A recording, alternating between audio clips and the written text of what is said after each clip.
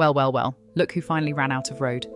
Ran out of royal excuses, and most importantly, ran out of other people's money. If you have been following the glittering, self-righteous circus of Montecito over the past few years, you knew this day was coming.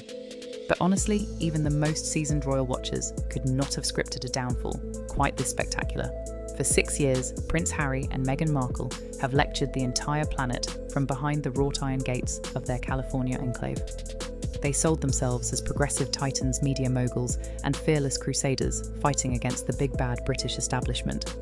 Meghan was busy launching luxury jam that nobody bought while Harry strutted into courtrooms like a modern-day Don Quixote, tilting at tabloid windmills and expecting the world to bow down simply because of who his mother was. Before we dive headfirst into the smoking crater of Harry's legal empire, if you are new here to Sussex Unmasked, make sure you hit that subscribe button right now. Ring that notification bell and leave a comment below. We are tracking every single legal tremor, every financial collapse, and every desperate public relations spin coming out of Montecito. And trust me, you do not want to miss a single episode. Now let us get straight to the brutal reality of the summer of 2026. Bankruptcy is no longer a distant theoretical threat, whispered by palace insiders over afternoon tea. It is right here staring the Duke of Sussex dead in the face at the High Court of Justice in London. The cash reserves are bone dry. His legal insurance policy is under criminal fraud investigation. The very charity he built in his mother's honour has slapped him with a devastating defamation lawsuit, and King Charles has officially slammed the royal vault shut and bolted it from the inside. Let that sink in for just a moment. At the Royal Courts of Justice, the gavel has finally come down on Harry's catastrophic crusade against associated newspapers, the publishers of the Daily Mail and the Mail on Sunday. For years, Harry strutted around claiming he had uncovered a sprawling criminal conspiracy. He marched into court with 97 separate allegations of unlawful information, gathering phone hacking and illicit surveillance. 97 charges, and what did the High Court deliver in 2026? A clean, humiliating, absolute wipeout. 97 out of 97 allegations were dismissed with prejudice. 0 wins, 0 settlements, a total unmitigated 0% success rate. The legal team representing the Daily Mail did not just defeat Harry, they dismantled his entire case down to the bedrock. And now the bill has arrived. Associated Newspapers is officially demanding between £34.8 million and £50 million in recoverable legal costs. That is not monopoly money. That is £50 million in cold, hard, inescapable legal liabilities. Now, under normal English civil litigation, the losing party typically pays costs on what lawyers call a standard basis. That usually means you pay around 60 to 70% of the winner's reasonable legal expenses. It stings, but it is survivable if you're a multimillionaire. But Harry, in his infinite arrogance and utter lack of strategic discipline, managed to dig his own grave 10 times deeper. When the early rulings started going against him, instead of taking his medicine, like an adult, Harry did what Harry always does. He threw a temper tantrum on the public stage. He issued a blistering, ill-advised public statement accusing the presiding High Court judge, Mr. Justice Nicklin, of orchestrating a judicial whitewash to protect the British press. You simply do not accuse a senior High Court judge of corruption and bias without facing severe consequences. That single petulant outburst instantly triggered Civil Procedure Rule 44.2. Under Rule 44.2, the High Court has the statutory power to penalise unreasonable conduct-based misconduct by imposing what is known as indemnity costs. When indemnity costs are applied, the court throws out the standard discount. The burden of proof flips entirely. Harry's legal team now has to prove that every single legal fee charged by the Daily Mail's top tier, King's Counsel, was unreasonable, rather than the Mail having to justify their bills. Indemnity costs mean Harry is on the hook for nearly 100% of the total £34.8 to £50 million legal tab. And here is the most terrifying part for the Duke of Sussex. He is standing on that burning deck completely alone. When this massive lawsuit kicked off, Harry was flanked by a roster of high-profile celebrity co-claimants, including Sir Elton John, Elizabeth Hurley, and Baroness Doreen Lawrence. But over the preceding 18 months, as the legal cracks widened and the risks became obvious, every single one of those celebrities either quietly settled, reached confidential accommodations, or walked away. Harry, driven by an obsessive personal vendetta, insisted on fighting to the bitter end. And because he insisted on being the sole general on the battlefield, the entire £50 million artillery strike has landed squarely on his shoulders. I thought he was invincible. He thought his royal blood would shield him from the cold, ruthless machinery of British civil law. But the High Court does not care about Netflix documentaries, Oprah interviews, or Sussex branding. They care about evidence, and Harry brought none. Yet throughout this entire train wreck, Harry walked into Montecito dinner parties, telling everyone not to worry. He believed with absolute unwavering certainty that he was shielded by a bulletproof £16 million legal expenses insurance policy. He truly believed an insurance company was going to write a check and make his nightmare disappear. Until corporate fraud investigators uncovered a dirty little secret that had been deliberately buried from day one. To truly understand how deep the financial quicksand is around Prince Harry in 2026, we have to pull back the curtain on a corporate boardroom located in the heart of London's financial district. We are talking about Temple Legal Protection, one of the most prominent commercial litigation insurers in the United Kingdom. For years, Harry and his high-priced legal advisors walked around with a sense of untouchable swagger because they held an insurance policy with Temple valued at a staggering £16 million. In high-stakes litigation, an after-the-event insurance policy, or ATE policy, is designed to protect a claimant from being bankrupted if they lose and are ordered to pay the other side's legal fees. On paper, having £16 million of coverage sounds like an impenetrable fortress, but in reality, it was a house of cards waiting for the slightest breeze to blow it into oblivion. First of all, even if that policy had been completely legitimate and paid out every single penny without a fight, do the simple arithmetic. The Daily Mail's legal costs are hovering between £34.8 million and £50 million. If your insurance policy caps out at £16 million, you are still staring down a lethal shortfall of £18.8 million minimum, potentially rising to £34 million out of your own pocket. That gap alone is more than enough to wipe out Harry's entire liquid net worth. However, the reality facing Harry in 2026 is infinitely worse than a simple financial shortfall. The entire £16 million policy is currently being dismantled and declared void ab initio, meaning completely void from the very beginning, because of what appears to be a blatant, catastrophic act of non-disclosure and misrepresentation. To understand why, you have to understand the sacred golden rule of insurance law, the duty of utmost good faith, known in legal Latin as uberrimae fide. When you apply for insurance, especially a massive £16 million litigation policy, you have an absolute non-negotiable legal duty to disclose every single material fact that could affect the insurer's assessment of risk. If you hide a material fact, if you sugarcoat a fatal flaw in your case, or if you tell a half-truth, the insurer has the absolute legal right to tear up the contract, keep your premiums and walk away, leaving you entirely unprotected. Now let us reconstruct the timeline, because the dates here are nothing short of incriminating. Travel back to March of 2022. Harry's legal team was putting the final touches on their massive lawsuit against the Daily Mail, and they needed that £16 million ATE policy locked down. The entire foundation of Harry's 97 claims rested on the testimony and investigative files of one man, a notorious former private detective who claimed to have documented proof of widespread press wrongdoing. This witness was the keystone holding up the entire arch of the lawsuit. Without him, there was no case. On the 18th of March 2022, an absolute disaster struck behind closed doors. The Golden Witness had a violent explosive falling out with Harry's research team. He physically assaulted a researcher, hurled a barrage of threats, and formally announced that he was cutting all ties, withdrawing all cooperation and disavowing his statements. The keystone did not just crack, it pulverized into dust. The entire legal foundation of Harry's lawsuit collapsed right then and there on Friday the 18th of March. Now what would an honest legal team do? An honest team would immediately pause, reassess the viability of the case, and certainly inform any prospective insurance underwriter that their star witness had just gone rogue and severed contact.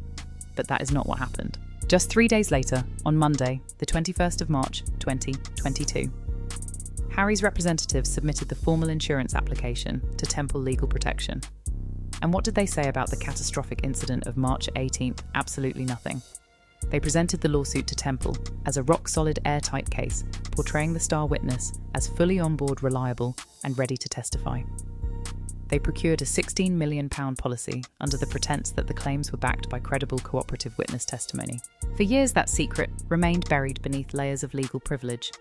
But as the trial collapsed in 2026 and the High Court ordered comprehensive disclosure of litigation files, the timeline was laid bare for the entire world to see. Temple Legal Protection realised they had been sold a completely fabricated bill of goods. Now Temple's forensic auditors and legal counsel have initiated formal proceedings to repudiate the policy on the grounds of fraudulent non-disclosure. If an insurance company proves you breached the duty of utmost good faith by concealing the defection of your core witness, 3 days before signing the contract, you do not just lose the payout, you are exposed to potential legal liability for fraud. Think about the sheer recklessness of this strategy. Harry and his advisors gambled £16 million of insurance protection on the desperate hope that nobody would ever check the dates. They assumed their royal status would intimidate everyone into silence.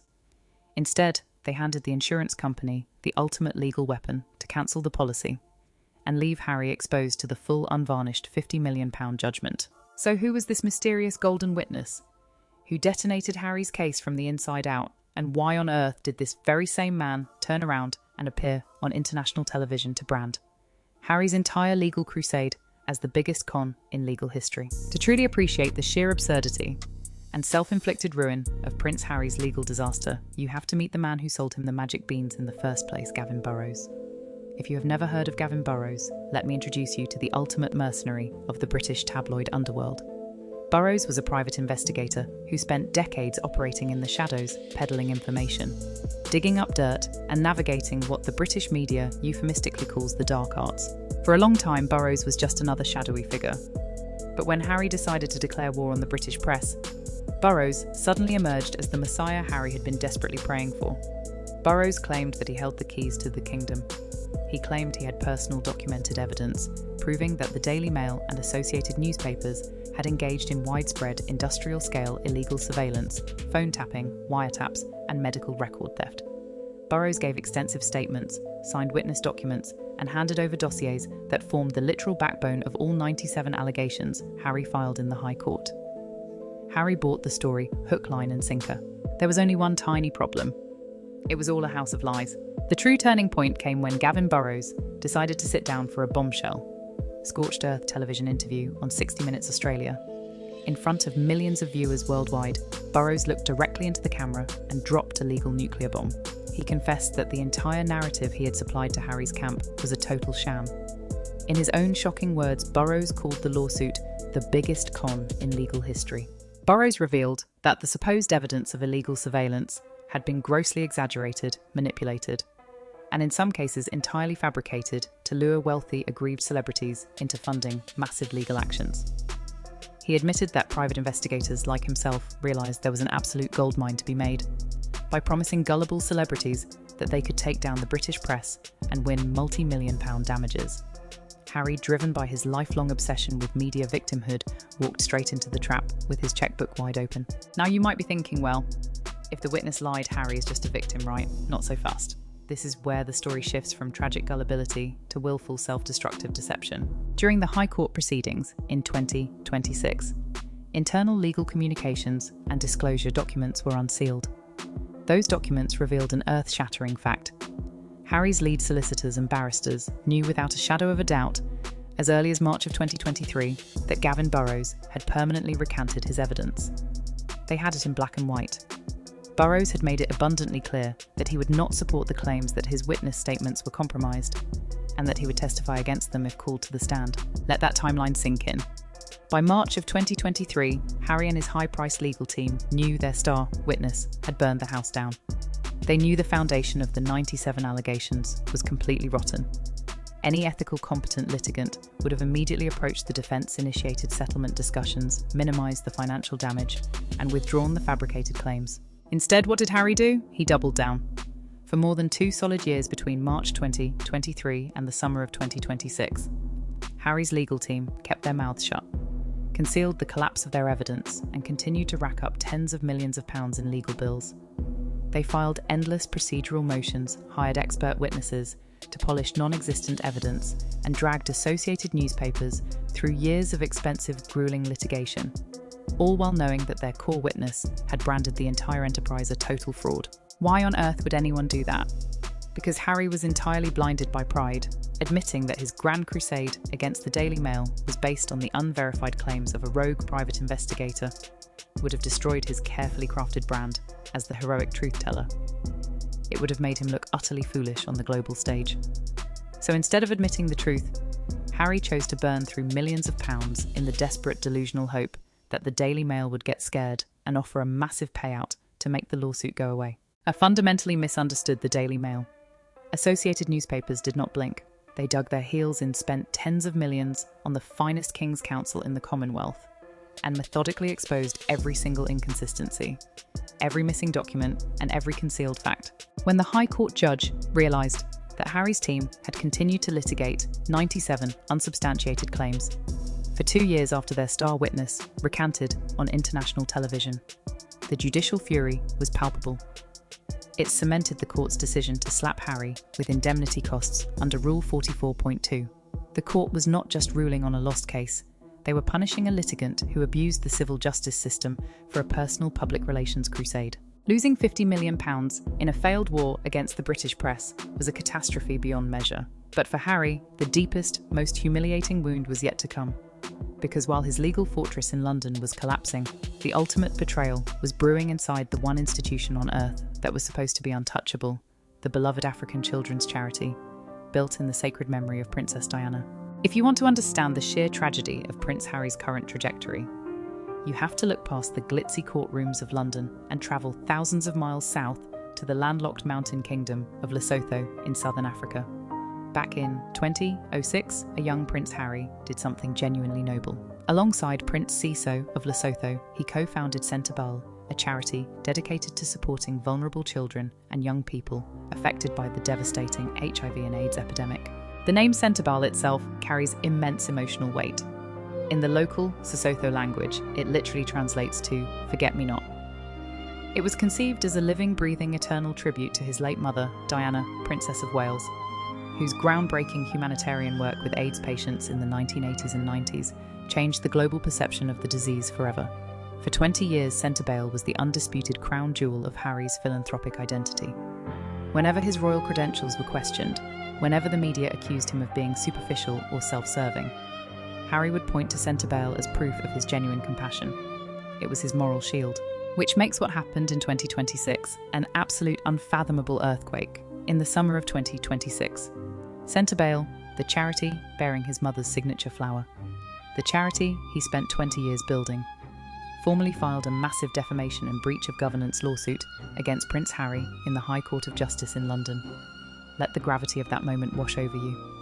The living legacy of Princess Diana is officially suing her youngest son. How on earth did it come to this? To understand this historic institutional fracture, you have to meet the woman leading the charge against Harry, Dr. Sophie Chandauka, MB. Dr. Chandauka is not a palace courtier, nor is she an easily intimidated bureaucrat. Born in Zimbabwe and educated at Oxford, she is a formidable corporate lawyer and titan of global industry, who previously held high-ranking executive leadership roles at JP Morgan and Meta. When she took the helm as the chair of the Board of Trustees at Sentebale, she brought with her an uncompromising commitment to corporate governance, transparency, and fiscal integrity. Dr. Chandauka is the kind of leader who does not care about royal titles, Hollywood celebrity, or manufactured Sussex PR. She cares about one thing and one thing only: protecting the vulnerable children of Lesotho, and ensuring that the charity's mission is never subordinated to the personal egos of its founders. When tensions began brewing behind the scenes regarding how Harry and Meghan were utilising the charity for their own brand promotion, Harry's camp made a fatal calculation. They treated Dr. Sophie the same way they treated palace staff in London. They attempted to bulldoze her issue, executive ultimatums, and launch aggressive public relations briefings behind her back to undermine her authority. When public scrutiny mounted over certain charity events, Harry's team leaked derogatory, defamatory narratives to friendly media outlets, subtly questioning Dr. Sophie's leadership and competence. They expected her to quietly step down, sign a non-disclosure agreement, and disappear into the background. They severely underestimated who they were dealing with. Instead of cowering, Dr. Chandauka took immediate decisive legal action. She engaged elite defamation barristers and slapped Prince Harry with a comprehensive lawsuit in the High Court, alleging defamation, improper interference, and toxic governance practices that directly damaged the charity's reputation and operations. Now, when news of the lawsuit broke, Harry's online supporters immediately went on the attack, claiming that the charity was wasting precious donor funds intended for African children on an expensive legal vendetta against its royal founder. It was a vicious, coordinated attempt to guilt-trip the charity into dropping the case. But then came the ultimate checkmate. Court filings revealed that Sentebale is not spending a single penny of charitable donations on this litigation, not 1 cent. The entire multi-million-pound lawsuit is being fully financed by a powerhouse, anonymous private philanthropist and ultra-wealthy international benefactor, who was so appalled by Harry's conduct and treatment of the charity's leadership that they stepped in to provide an unlimited legal war chest to ensure the case goes all the way to trial. Think about the strategic nightmare this creates for Harry. He is already facing £50 million in costs from the Daily Mail disaster. He has no insurance protection. And now he is forced to fight an open-ended, fully funded, High Court defamation battle against his mother's own charity, backed by an anonymous billionaire who cannot be bought out, pressured, or intimidated. The romanticised myth of Harry the selfless African humanitarian has been permanently dismantled, and as the initial legal filings made their way into the public record, the world was treated to an agonising look at what really happens when the cameras stop rolling at Sentebale charity events. To understand the raw, personal venom at the heart of the Sentebale lawsuit, you have to look at the explosive evidence emerging from an event that was supposed to be a glamorous high society triumph. The Sentebale Royal Salute Polo Challenge at the Grand Champions Polo Club in Wellington, Miami. On the surface, everything looked like a picture-perfect Netflix sequence. The Florida sun was shining, the champagne was flowing. Harry was galloping across the turf in pristine white polo gear, and Meghan Markle was floating through the VIP marquee in an ivory designer dress, surrounded by high-profile friends like tennis legend Serena Williams. It was carefully staged to serve as the ultimate promotional centerpiece for their upcoming lifestyle and sports programming. Then came the trophy presentation on the main stage, and with it, an excruciating 30-second incident that went viral across the entire planet. As the winning team stood on stage to lift the gleaming silver trophy, Dr. Sophie Chandauka, MBE, the chair of Sentebale, who had organised the event and secured the critical sponsorships, walked up to join the celebratory photograph. But as she moved toward the centre of the stage, next to Prince Harry, Meghan Markle abruptly intervened. In full view of hundreds of spectators and rolling camera crews, Meghan physically manoeuvred herself, gestured awkwardly, and insisted that Dr. Sophie move away from the centre, forcing the black female chair of the charity to shuffle awkwardly to the far periphery, so Meghan could stand dead centre next to the trophy and Serena Williams. It was an excruciating display of vanity and entitlement. Millions of people watched the footage online, sparking an immediate intense public backlash. Viewers were horrified by the blatant disrespect shown to the woman actually running the charity. Behind closed doors, all hell broke loose. Rather than acknowledging the awkwardness and apologising, Prince Harry went into full crisis management attack mode. Internal emails, text messages, and call logs entered into the High Court record revealed that Harry relentlessly badgered Dr. Sophie in the hours and days following the Miami event. He issued furious demands that Sentebale immediately release an official press statement. But he didn't want an honest statement. He demanded that Dr. Sophie publicly fall on her sword, lie to the media, and claim that the incident was entirely her fault, and that Meghan had been nothing but gracious and welcoming. Dr. Sophie refused. She flatly declined to compromise her professional integrity or issue a fabricated statement to protect Meghan's delicate public image. When she stood her ground, the communication from Harry's camp turned deeply toxic. Documents submitted in the High Court describe a barrage of emails and messages from Harry and his representatives that were characterised as shockingly rude, vitriolic, and overtly threatening. When Dr. Sophie continued to insist on proper governance, Harry allegedly bypassed the board entirely, attempting to intimidate staff and undermine her executive authority. And this is where the hypocrisy reaches truly staggering heights in the legal claims now before the High Court. Dr. Sophie and her legal team have laid out detailed allegations of systemic bullying, toxic harassment, and what is legally termed misogynoir, a specific form of combined misogyny and racial prejudice directed toward black women in positions of power. Let that irony sink in for a moment. This is the very same Prince Harry who sat on global television with Oprah Winfrey in 2021 and accused the British royal family of unconscious racial bias and institutional cruelty. This is the man who accepted international human rights awards for fighting structural racism. And now, in 2026, he is formally sued in the High Court of London for bullying and misogynoir by the accomplished black female chair of his own late mother's charity. You cannot make this up. The moral high ground that Harry and Meghan occupied for years has completely collapsed beneath their feet. The narrative that they were enlightened, progressive humanitarians. Fleeing a cruel, outdated institution has been thoroughly incinerated by their own documented behaviour behind closed doors, with tens of millions in legal costs piling up from the Daily Mail disaster, and another catastrophic reputational meat grinder looming in the Sentebale lawsuit. The walls are closing in rapidly.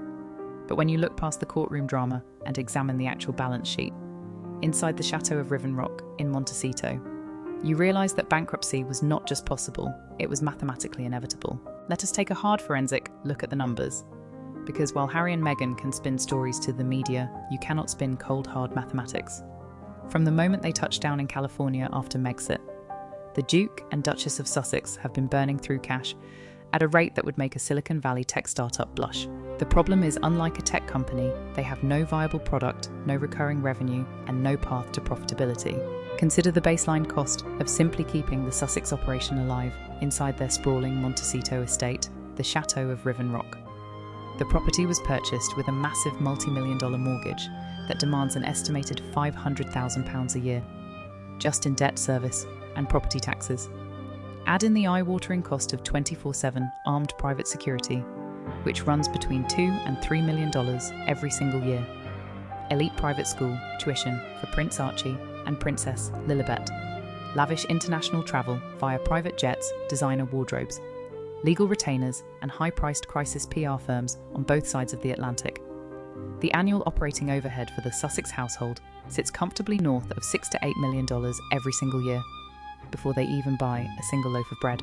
When they first arrived in America, funding that astronomical lifestyle was easy. Corporate America was tripping over itself to throw money at British royalty. They landed a $100 million deal with Netflix, a $20 million deal with Spotify, and a multi-million-dollar book advance from Penguin Random House for Harry's tell-all memoir. They felt like financial gods. Then came the reality check. First, Spotify cancelled their $20 million podcast deal after Meghan managed to produce just 12 mediocre episodes over nearly 3 years. Bill Simmons, a top Spotify executive, publicly branded them fucking grifters on his global podcast platform. That was not just a cancelled contract. It was a devastating reputational execution that signalled to corporate America that the Sussexes were lazy, entitled, and impossible to work with. Then Netflix tightened the screws. After their initial grievance-filled docuseries generated massive hate-watching numbers, their subsequent projects fell off a cliff. The Invictus Games documentary flopped. Meghan's animated children's series was quietly axed before production, and Netflix refused to renew their massive blanket development deal, shifting instead to minor low-budget lifestyle and polo concepts that generate a fraction of their original income. Meanwhile, Meghan's much-hyped lifestyle brand, American Riviera Orchard, turned into an industry laughingstock. After launching with massive fanfare, sending 50 jars of strawberry jam to minor celebrity influencers on Instagram, the brand became bogged down in trademark rejections, supply chain disasters, and zero commercial infrastructure. 2 years after its launch, the brand had generated virtually zero sustainable revenue, as the major corporate faucets were shut off. The Sussexes entered a phase of palpable financial desperation. Nowhere was this more painfully obvious than in the catastrophic collapse of Harry's speaking fees. Back in 2020 and 2021, Harry's agency was shopping him around Wall Street and global forums for a cool $1 million per speech. Fast forward to recent speaking tours in Australia and Asia. Harry's speaking fee plummeted by 20-fold, crashing from $1 million down to a paltry $50,000. And even at $50,000, organisers were forced to slash ticket prices and give away free passes just to prevent the embarrassing sight of half-empty auditoriums. The mystique was completely gone. The global public was simply sick of hearing the same rehearsed complaints about his privileged childhood. Even Meghan was reduced to selling tickets to intimate dinners and private networking events for $2,000 a seat, the kind of lower-tier celebrity monetization that real A-list Hollywood stars would never dream of touching. To make matters worse, in an apparent panic over their financial and residential security in the United States, they sank millions into a luxury property purchase in Meltdown, Portugal, desperate for a European golden visa fallback plan. That purchase drained their remaining liquid cash reserves at the exact moment the High Court in London was preparing to hit them with tens of millions in legal costs. They built an empire based on high society, royal prestige, but they spent their money like drunken sailors, assuming the royal brand would replenish the vault forever. Now, with 8-figure legal judgments landing on their doorstep and their commercial revenue virtually at zero, The money has completely run out. Which brings us to the most tragic question of all. What happened to the vast multi-million-dollar royal fortunes that were left behind by Princess Diana, and the Queen Mother specifically, to ensure Prince Harry would never ever face financial ruin? To understand the sheer magnitude of Prince Harry's financial self-destruction, we have to look at the tragic history of his royal inheritance. When Harry turned 40 in September of 2024, he unlocked the final golden tranche of his ancestral trust funds. Over the course of his lifetime, Harry inherited approximately $30 million from the estate of his late mother, Princess Diana, alongside an estimated $10 million from the trust fund established by his great-grandmother, Queen Elizabeth the Queen Mother. $40 million. Let that figure echo in your mind. That $40 million was not just an ordinary inheritance. It was carefully managed, invested, and grown by top-tier royal wealth managers over several decades. It was designed to provide Harry with total unconditional financial security for the rest of his natural life. With $40 million sitting in standard diversified global index funds, Harry could have generated a safe passive annual income of nearly $2 million every single year, without ever touching a single penny of the principal. He could have lived in absolute luxury, funded his charitable passions, and provided for his children's children, without ever needing a job, an Oprah interview, or a corporate sponsor. And what has become of that $40 million fortune by the year 2026? It has completely and utterly evaporated. It has been incinerated in the furnace of private security, bills, private jets, Hollywood PR consultants, luxury real estate mortgages, and above all, a string of catastrophic, unwinnable lawsuits. Consider the bitter, excruciating irony of where that money has actually gone. Princess Diana left that fortune to her youngest son, to protect him from the harsh realities of the world and to grant him independence. Yet through Harry's own blinding arrogance and litigious obsession, tens of millions of Diana's hard-earned legacy have flowed directly out of Harry's bank accounts and straight into the corporate coffers of Paul Dacre and associated newspapers. The very tabloid empire Harry claims destroyed his mother's life. Think about that for a second. The tabloid editors Harry spent his entire adult life hating, did not even have to lift a finger to take his fortune. Harry walked into their house, threw his mother's inheritance onto their boardroom table, and handed them the keys to his future. The lawyers, the barristers, the forensic accountants, and the King's Council of London have systematically drained Diana's trust fund dry to pay for Harry's vanity. And it gets even worse. On top of the £50 million liability from the Daily Mail disaster, Harry is still carrying an unresolved debt of £1.8 million from his previous failed High Court battle against the British Home Office. You remember that case? Harry sued the British government, demanding that the British taxpayer fund his elite armed police protection whenever he set foot in the United Kingdom. The High Court decisively threw the case out, ruled that the Home Office acted entirely lawfully, and ordered Harry to pay the government's legal fees. That £1.8 million debt has been lingering over his head, collecting interest, an unpaid reminder of his unbroken streak of legal defeats.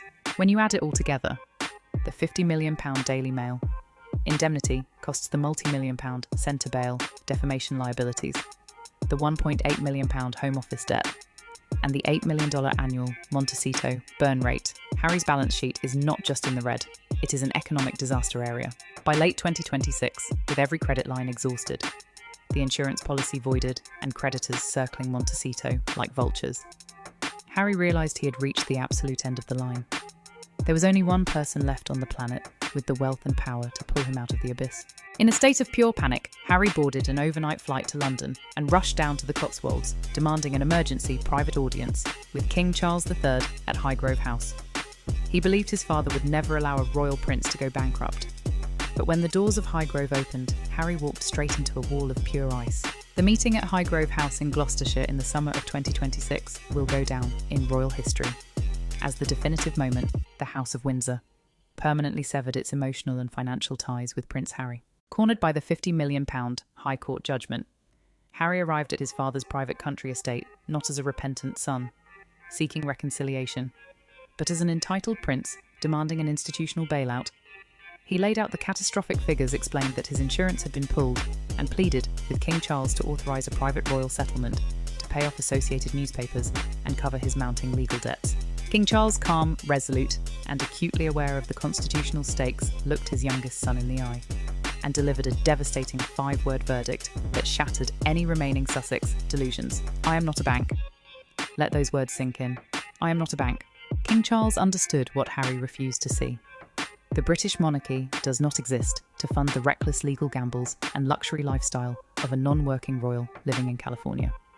If the king were to hand over tens of millions of pounds from the Duchy of Lancaster or the Privy Purse to rescue Harry from his self-inflicted tabloid lawsuit, the British public would erupt in justifiable fury. The taxpayer and the British public would see the crown using its private wealth to shield an arrogant prince from the rule of law. Furthermore, Charles and his senior advisors knew that any financial lifeline handed to Harry would not buy peace. The palace knew with absolute certainty that the moment the check cleared, the narrative would be spun by Meghan's Hollywood PR team. They would frame the bailout as an admission of royal guilt, use it as leverage for their next media project, and return 18 months later, demanding another check. The royal vault was closed permanently and irrevocably. And there was another detail about that meeting that cut Harry to the absolute core: the presence of Queen Camilla. Throughout the entirety of that brief, tense, 20-minute meeting, in the drawing room at Highgrove, Queen Camilla sat quietly beside the king. She was not there by accident. She was there as a strategic official witness. After Harry spent years trashing Camilla in his memoir, Spare branding her dangerous, calculating, and a villain who left bodies in the street, the king established an ironclad rule. Prince Harry is never under any circumstances to be left alone in a room with the monarch.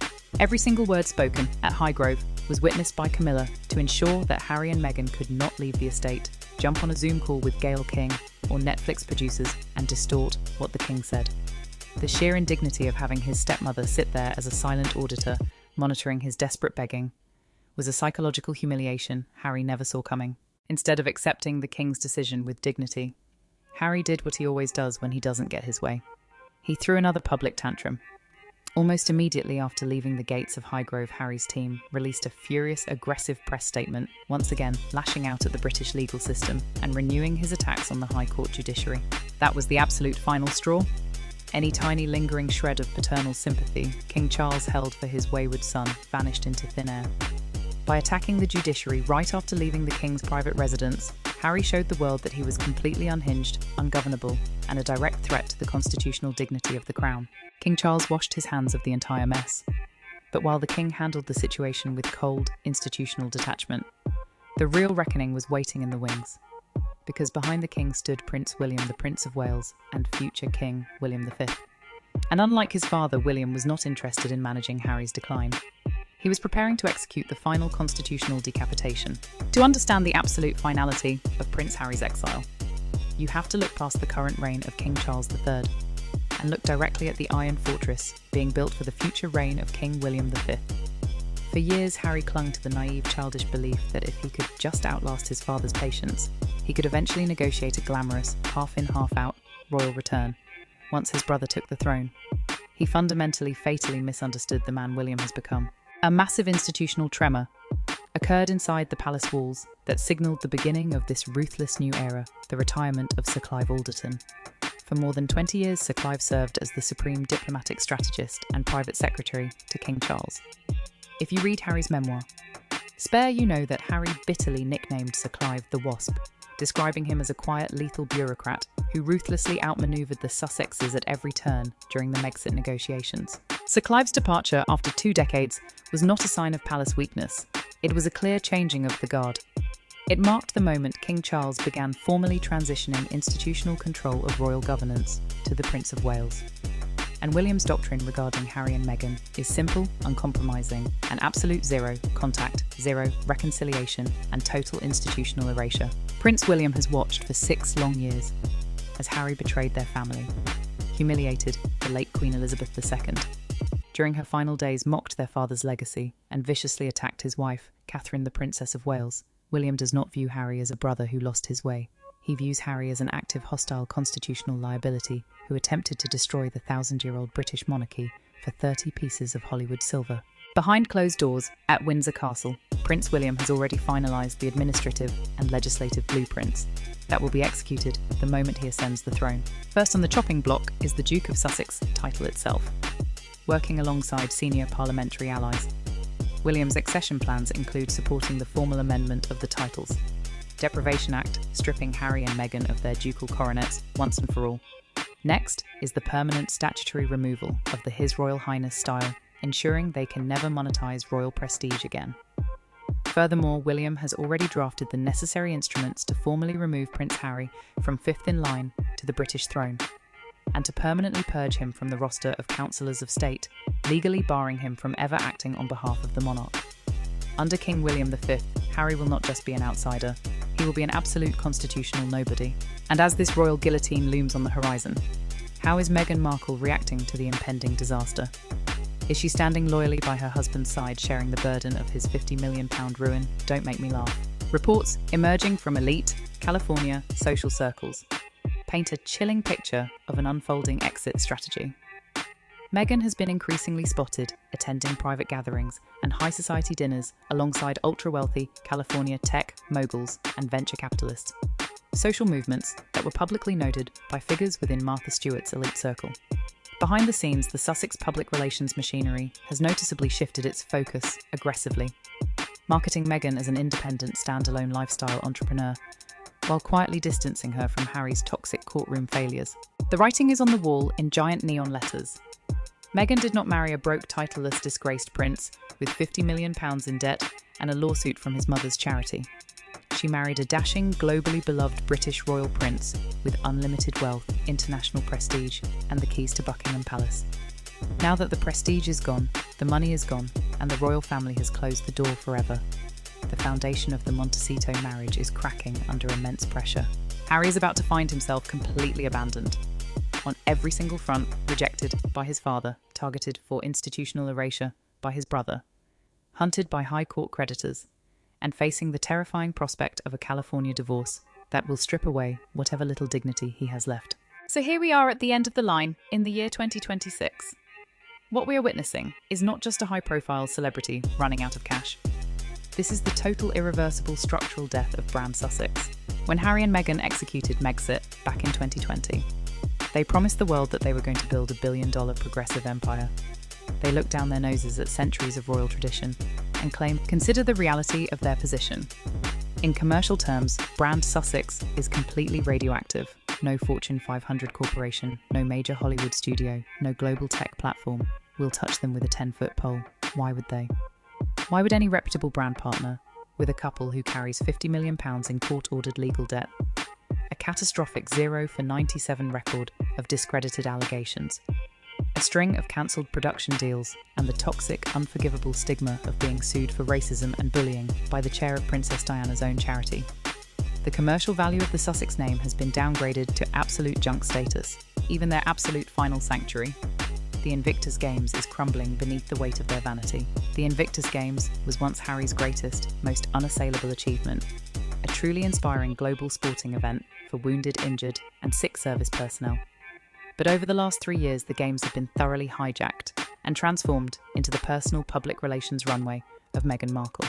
Corporate sponsors have begun pulling their funding, disgusted by the astronomical costs of flying the Sussex entourage in private jets, booking out entire presidential suites in 5-star luxury hotels, and paying for massive security details and haute couture wardrobe changes, while wounded veterans are left to crowdfund their own travel expenses.